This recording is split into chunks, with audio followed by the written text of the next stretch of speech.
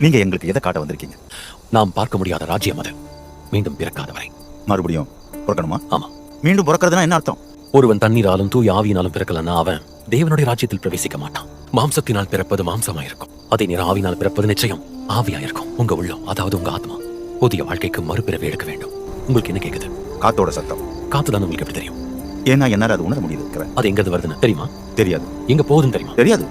ஆவியில மீண்டும் பிறக்கிறதும் கூட அதே மாதிரிதான். ஆவியானவர் அதிசயத்தக்க வகையில உங்களுக்குள்ள செயல்படலாம்.